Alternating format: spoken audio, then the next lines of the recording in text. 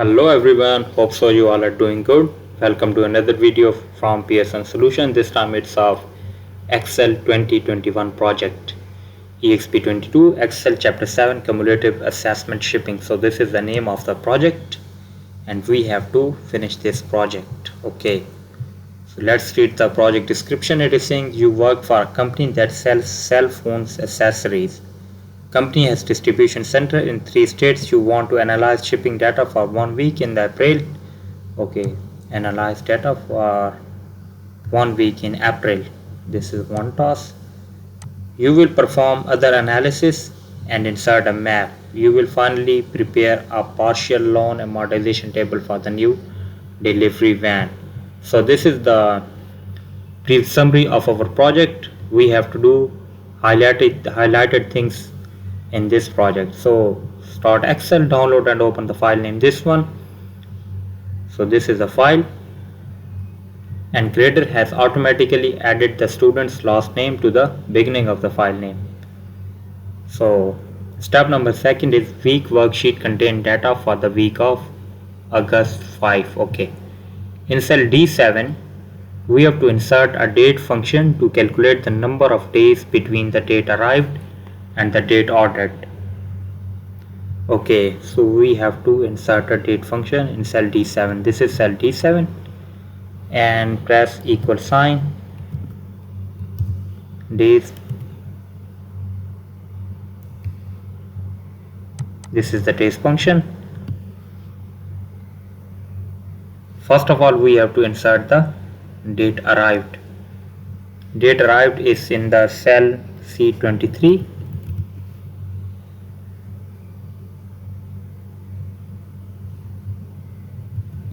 And the start date is date shipped, order date. This is the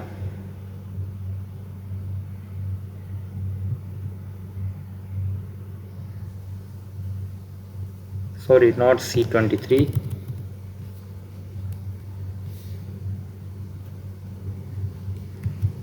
it's in C7, end date and the start date. There we go.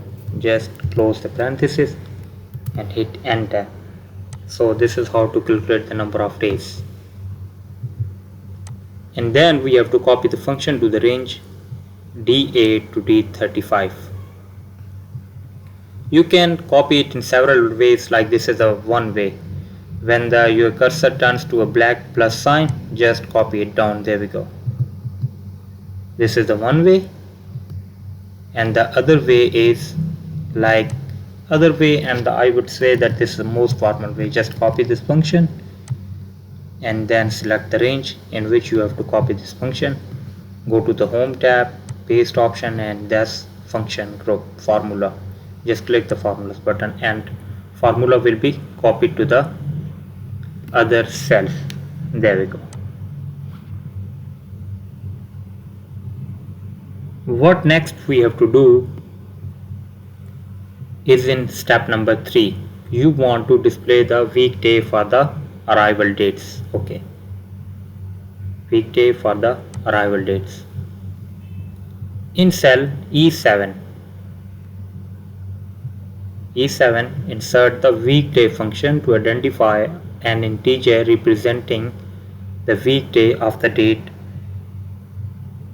arrived. Okay, copy the function to the range, this one. So press escape sign. Here we have to insert a weekday function.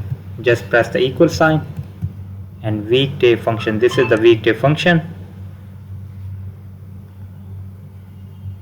And then just select the date for which we want the weekday. This is the date.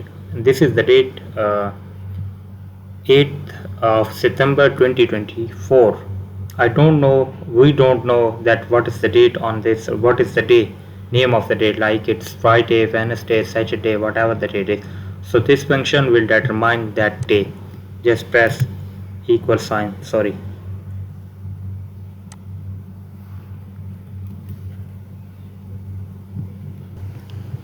So this was the day number 6 of our week, like Monday, Tuesday, Wednesday, Thursday, Friday and Saturday. This was the Saturday, and then we have to copy our function to the range E8 to E37. Just copy this function down, copy in the first way, center the data. So this was our step number 3, and step number 4 is you want the weekday function results with the custom number format. Okay, we want these results in a custom number format, these results. So for doing so, we have to select the range E7 to E35. This is E7 to E35. This is the one way to select this range. Other way and the most formal is like right here the range E7 to E35. Just hit enter and the range is selected. There we go. When the range is selected, you have to apply the custom number format. Apply the custom number format from here. There we go. Then type here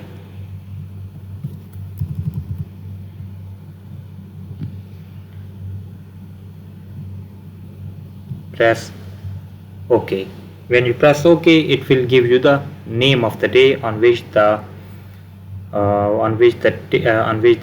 product was arrived. So this is how to perform this step. You can see this. First, in the weekday function, it was giving the just number of the day of the week on which the order was arrived, and now it is giving the name of the day on which the order was arrived, depending upon this date. Depending on this date. There we go. So this was step number 4 of our assignment. Now we will move on to the step number 5 of our assignment. What is it? It is that next you want to display the city names that correspond with the city airport codes. Okay, in cell G7, this is cell G7, we have to insert a switch function. Switch function.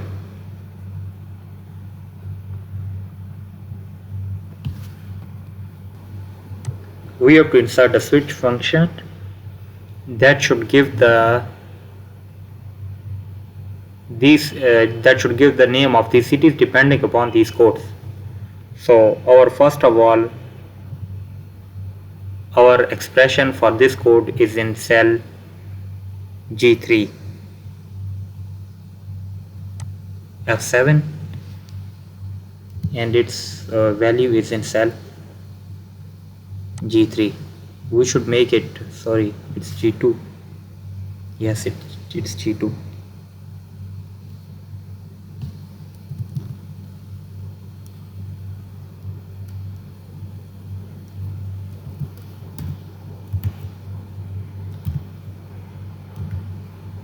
And result is here in cell G2. We have to make this cell an absolute reference by pressing the F4 button. So this was our first value.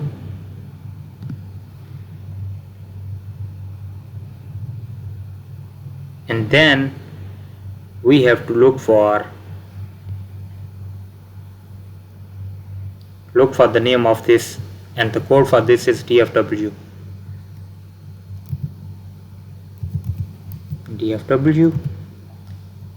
And the result is in cell,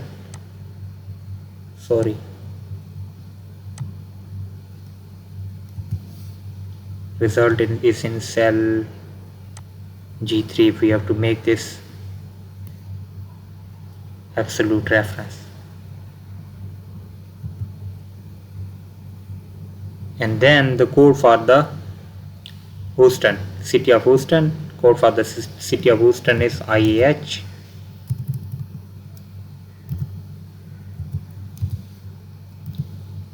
And its result is in cell G4.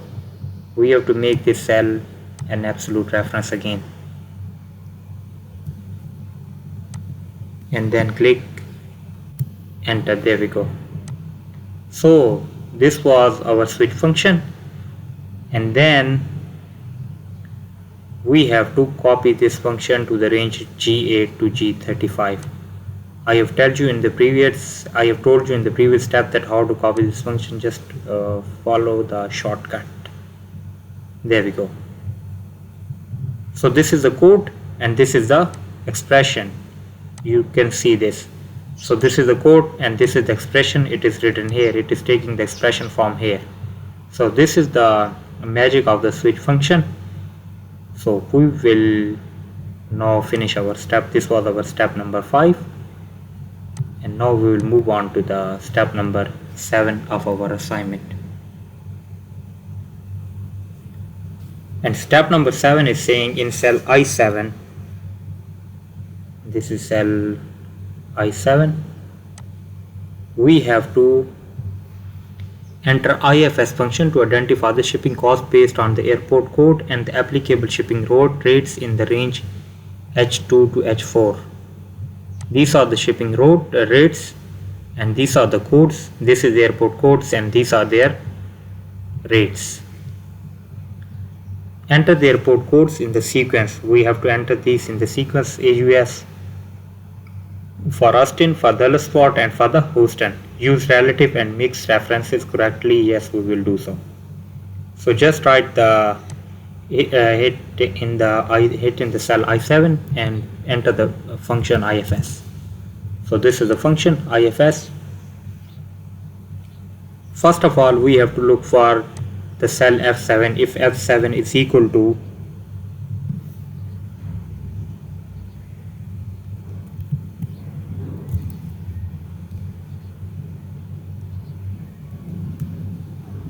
Austin, then it should give the value in cell H2. We have to make this value an absolute reference. And the second logic is that if cell F7 is equal to DFW, then it should give the value this one. We have to make this H3 an absolute reference. And the third logic is if F7 is equal to Houston, and the code for Houston is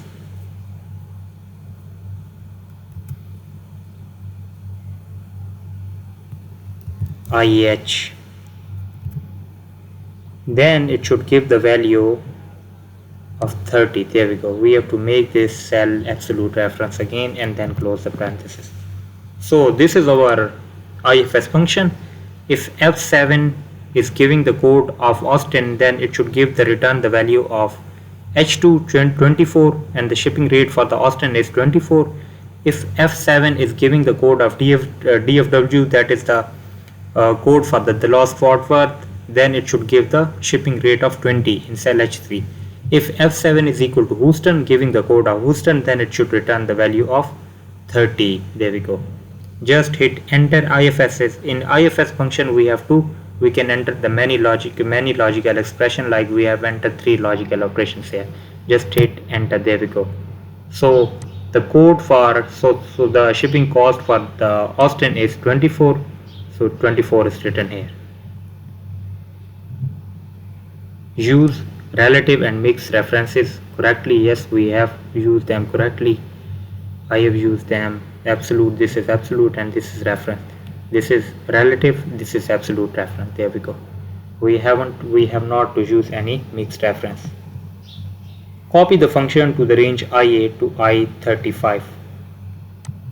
Just copy the range to the range I35. There we go. You can see this. For Houston, the shipping rate is 30. It is giving the 30. You can check anywhere in the. So for the last spot, it's 20. It is giving the 20. It is DFW. It's 20. For Houston, it is giving 30. There we go. So this was the basic function of the IFS. This was the results of the IFS. just save your assignment. Best practice is to save your assignment after each step. It will save you from the lot of trouble. If your battery goes down or something misadventure happen, then your work will be saved. If you come under the attack of misadventure and you haven't saved your file, then you have to do it from the first step. It will lose a lot of your time. So finally, you want to calculate a partial shipping refund if the two conditions are met. Okay, this was the step number 6 and it's done. Now we are moving to the step number 7. If two conditions are met, in cell J7, this is cell J7, we have to calculate the shipping refund. If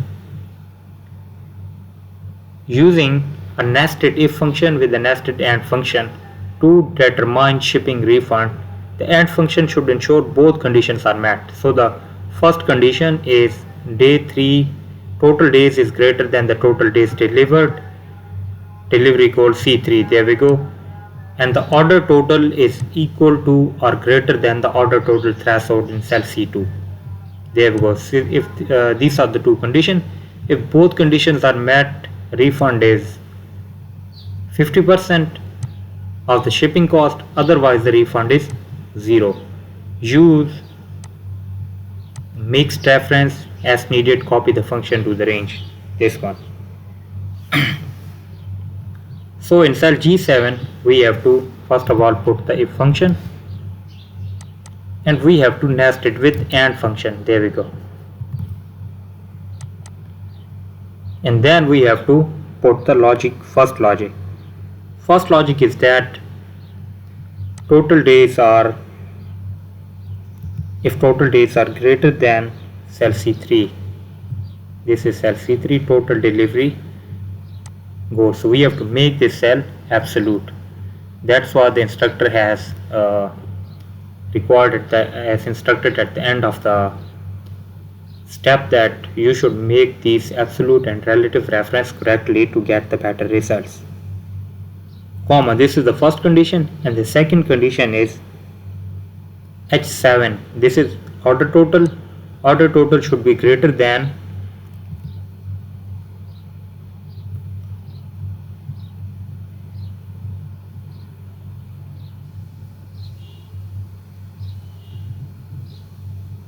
order total threshold. We have to make this cell absolute reference again. Cell C2 we have to make this absolute reference. So these are the two logical conditions. We have to close our parenthesis to give the values. What if the value is true? If the value is true, it should multiply the shipping rates C4 with the shipping cost. C4 we have to make this absolute reference again. It should multiply with shipping cost. So this is the shipping cost I7, and if the condition is, if both the conditions are not met, then the shipping refund is 0. Then close the parenthesis, there we go, hit enter, there we go. In this step, in the first order, one or both conditions are not met, that's why the shipping refund is 0. We have to copy our function to the range J8 to J35. Just copy this function down, there we go. In this order the conditions are met, so the shipping refund is 15. Here the shipping refund is 12, here is also 12, here is 15, here is also 15, there we go. Just save your assignment. So I have shown you 7 steps of this assignment. If you want me to do this assignment for you, just hit me on WhatsApp or email. If you want me to complete this full course for you, like if you want me to do the simulation training, simulation exams, assignments, quizzes, all tests, final exams as well, you can hit me back on WhatsApp or email. I can make a very good deal for the full course and for the single assignment also. And if you want me to do the other courses like accounting, finance, mathematics, statistics, English, operation management and all writing stuff, we are the team of experts. We can help you throughout your semester to get the A plus grades in your semester and in your degree. Thank you so much for watching this video. I will see you another video from PSN Solution. Goodbye. Thank you so much.